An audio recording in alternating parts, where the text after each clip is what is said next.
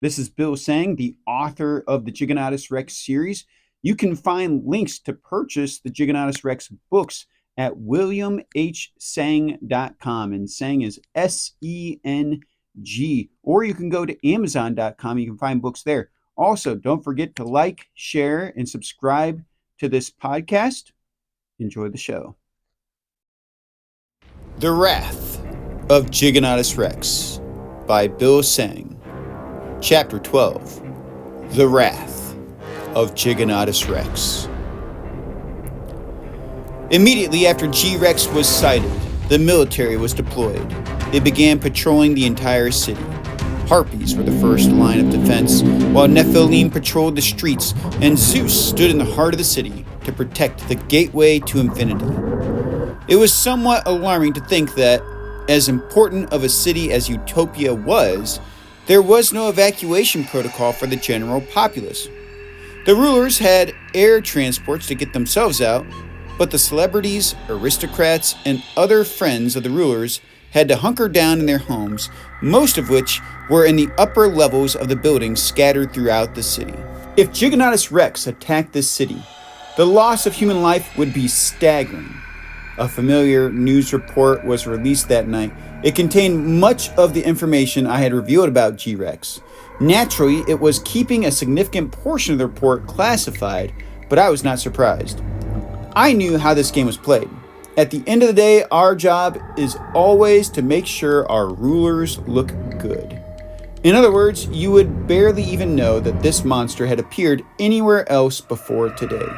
You definitely would not have concluded that the military had tussled with him twice already. The reporter spoke. This monster has been codenamed Giganotus Rex. At this point, his origins are entirely a mystery. Within the past month, there have been reports concerning this beast lurking around Orwell, striking terror into the hearts of the villagers.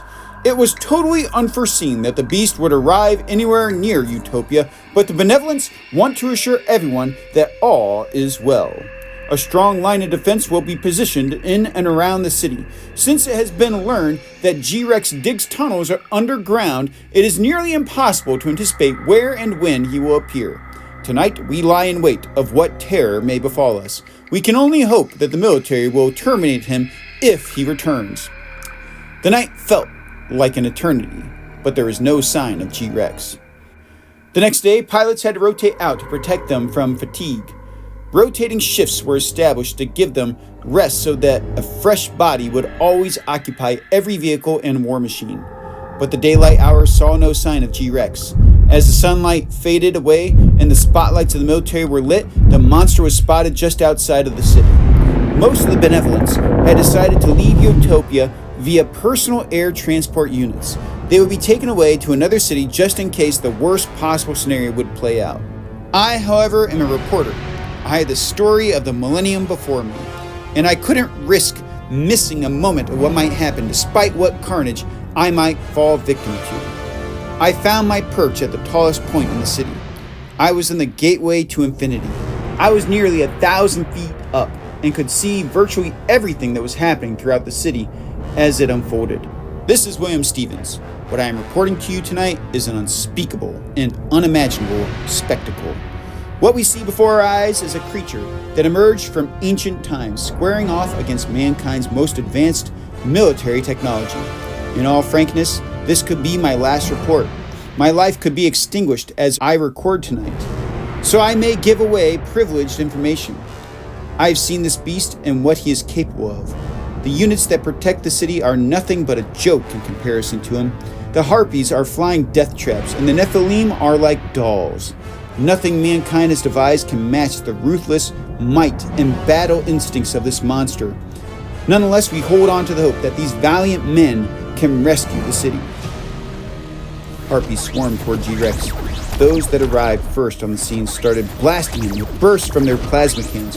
A few bursts met their mark, but G-Rex seemed only infuriated by the inconvenience. He dashed forward toward his enemies, and without the slightest bit of warning, he unleashed a belch of fire that instantly consumed a sixth of the Harpy squadron. Terror clenches my heart as I watch this prehistoric beast rip through our forces with ease, and the battle has only just begun. The Harpies flew upward to evade the range of another blast from G-Rex, but despite the brilliance in the move, he dashed into the city, requiring them to engage him in close quarters. As he entered the city, he was met with several Harpies and 2 Nephilim. The Nephilim engaged their target, launching rockets his way. 2 hit their mark, while the other slammed into the sides of buildings, throwing debris all over the engagement zone. The Harpies tried to keep their distance, but struggled to do so because of the tall buildings blocking any quick route for escape. 3 ambushed him. 1 was whipped by his tail without having an opportunity to fire a single round. Another was backhanded as he turned, and the third was crushed between his jaws. One of the suits charged G-Rex. It leapt onto his face while the other one directed its firepower toward his underbelly. He threw the suit down, and as its comrade opened fire, it became a victim of friendly fire. 1 suit was annihilated. Instead of running, the other stood its ground and braced for impact.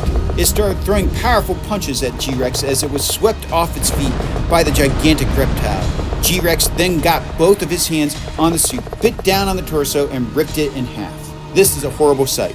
Our fighting men and women valiantly do battle with this monster, only to suffer gruesome deaths. The loss being incurred by the military cannot be measured by the expense of the suits or aircraft, but by the lives being sacrificed. This monstrous lizard ruthlessly casts judgment on all who stand in his way. Half the remaining Harpies coordinated an ambush. They poured out from behind the buildings to surround the monster. They unleashed a hailstorm of plasma upon him. He cried out in anguish, but then only seemed to become more enraged. Nonetheless, the Harpies were able to obtain a high enough altitude to avoid any attacks G-Rex might deliver. They continued to fire. G-Rex turned and slammed through a building. It crumbled to the ground and created an enormous cloud of dust and debris. He crashed through yet another and another until there was so much dust that no one could see where he was located. The Harpies maintained their position so they would not be tricked into searching for him. But a minute passed without any sign of the creature. All of a sudden, an incredible flash of light burst forth from behind the wall of Harpies. G-Rex had climbed a building and was spraying them with fire. Explosions rocked the militant forces. The shockwave knocked some of them into the surrounding buildings. G-Rex then leapt from the building that he was clinging to and clutched 2 of the Harpies in his hands. He smashed them under his weight as he landed. The Harpies were declared ineffective and were ordered to flee the area. It was determined that the Nephilim were the best chance at stopping Giganotus Rex. A single Nephilim pilot confronted G-Rex and fired a few rounds. The pilot succeeded in getting his attention and was chased. He ran from the monster until he was in the middle of the city. Standing at the foot of the gateway to infinity was Zeus. The massive suit was almost ready for battle. As Zeus charged his weapons for combat, the remaining Nephilim forces commenced an ambush. They concentrated their lasers, rockets, and all other weaponry on G-Rex. They hid among the surrounding buildings and barraged him with their collective might. Clearly in pain, the monster began to stagger. Rocket after rocket, and a steady stream of high-powered lasers struck G-Rex. Zeus had finished powering up and was ready for action. 3 powerful plasma blasts quickly drew the attention of the monster. The firepower of the other suits became insignificant as Zeus's might inflicted greater damage than all of the lesser Nephilim suits. This was the first sign of the beast's mortality. Wounds were open on G-Rex and blood started to ooze from his body. He fully engaged Zeus and sprinted forth with all of his might to melee the gargantuan suit. The other suits stopped firing to avoid hitting their ally. Zeus drew its blades and started swinging. G-Rex dodged the chops, clamped down on its arm, and flung it away. As Zeus regathered itself for another go, G-Rex turned around and spewed an infernal wall of fire upon the surrounding buildings and suits. The heart of the city was quickly becoming a lake of fire. A few more shots were fired by Zeus's allies, but then the cover fire abruptly came to an end. It was clear that they were no more. Now in the heart of the city, only Zeus and G-Rex stood.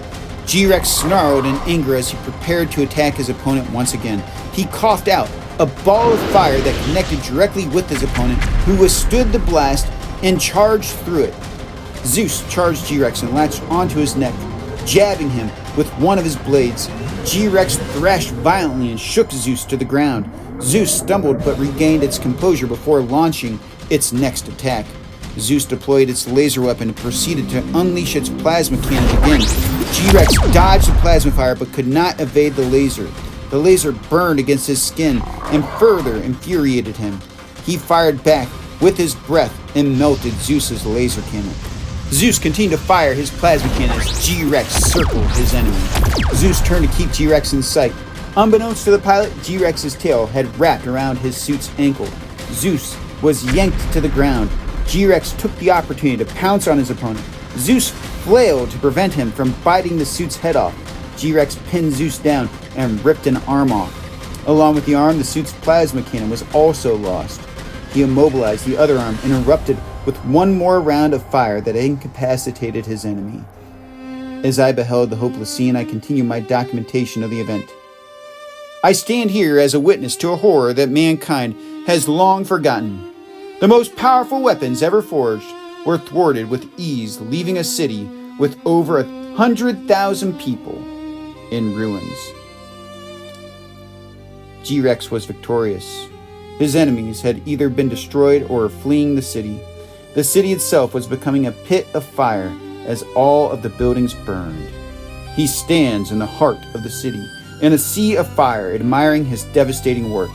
The powerful sought to save themselves. They confronted their menace with massive force. All that is left of them now is shrapnel and ash. He looked up toward the gateway of infinity and whipped it with his tail. This weakened the lower regions of the structure enough that it began to topple with me inside. It crashed hard to the ground and it crumbled to pieces. A city that was once filled with people who had never experienced affliction was now burning to the ground.